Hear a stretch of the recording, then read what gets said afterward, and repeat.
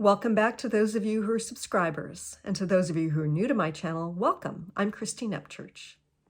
Today, I want to talk to you a little bit about our belief systems and how I think it's important that we continually question our belief systems. Now, when you think about it, our belief systems affect how we relate to the world.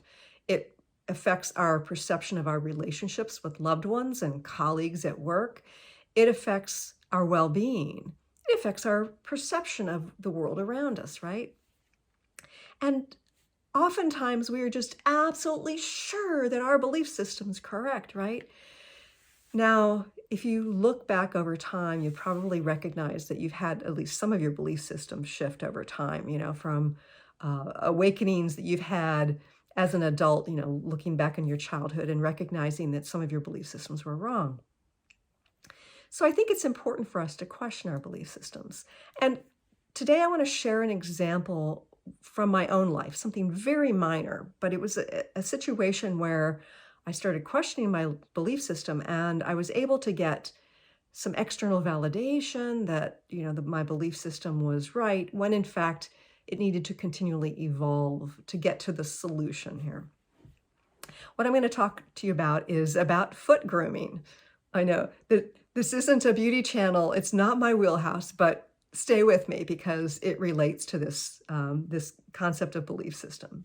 Okay, so for those of you who've ever had a pedicure before, you go in and you soak your feet. It might be in the bubbly little whirlpool, or it might be in a bowl of soapy water, but the nail technician soaks your feet first, and then they use a pumice stone or something along those lines in order to smooth out and exfoliate the bottoms of your feet, the sides of your feet, so that they're smooth. And when you go home, you'll have such soft feet. But after a day or two or a week, you'll find that you're starting to get some dry skin, starting to get some calluses. So one of the things I do in between pedicures is I use a pumice stone to exfoliate my feet once or twice a week, just to sort of have upkeep. And I've noticed that what was happening was my left foot was always smoother than my right. And I thought, well, maybe it has to do with asymmetry of the body. So the next time I went in for a pedicure, I was talking to my nail tech, and I said, it seems to me that my right foot has more calluses, drier skin. And she says, oh, that makes sense because there's asymmetry in the way we walk and the way the shoes hit. And so I'm thinking, okay, this makes sense.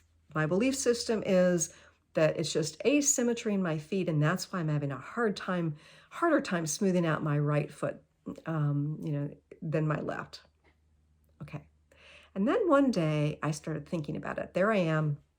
It's after a bath, shower, and I'm using the pumice stone. I'm realizing that I'm working on my left foot first, and I'm always working on my left foot first. And I thought, oh, well, I've just gotten out of the shower, and my right foot's having to wait longer between when it's been soaked in the water and when it's getting smooth. Maybe that's it. So the next time I started with my right foot, and in fact found that my right foot was then smoother than my left. I thought it's just a matter of timing. So picture this. I'm thinking, okay, well, I've got the validation about, my new belief system. It's just the timing of how long it takes to get to my second foot, right? So there I am, propped. I've got my one foot propped up on the side of the tub, and I'm hurrying, working really, really fast because if timing is the issue, then I better hurry up and get to that second foot faster. And, and trying to do that without falling over, mind you. And I'm still finding that my second foot isn't as smooth as the first. So I thought, okay, I'm just going to open my mind to other possibilities.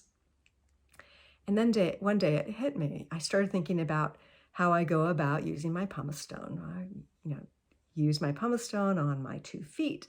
Then I clean it off and put it away.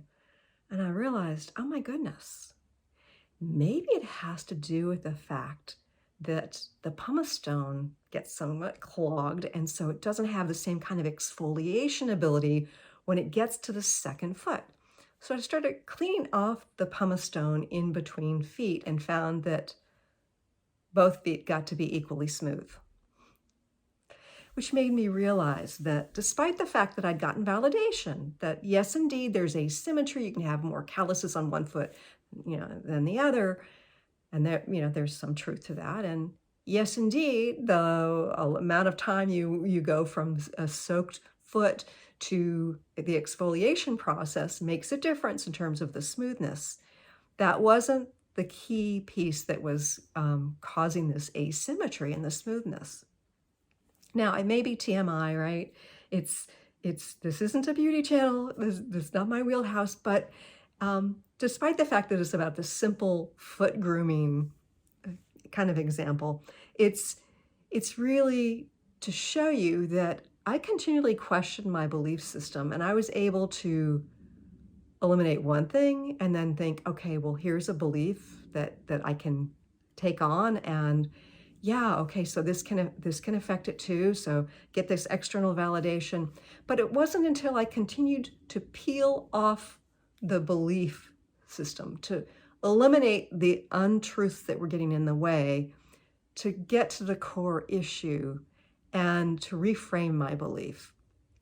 So I hope that this example helps you, because I think that it's really important for us to continually question our beliefs, whether it's about how we're interacting with a loved one, or our perception of people's political beliefs, or our belief about why somebody cut us off in traffic on the freeway. That if we can sort of question our beliefs and allow ourselves to perhaps reframe our beliefs, that it can help us to come to a greater truth. And I'm not just talking about the truth of pedicures and the smoothness of feet, but much deeper truths than that. Anyway, I hope you found this little example helpful today. Please like, subscribe, share, you know the routine, and I look forward to talking to you again soon.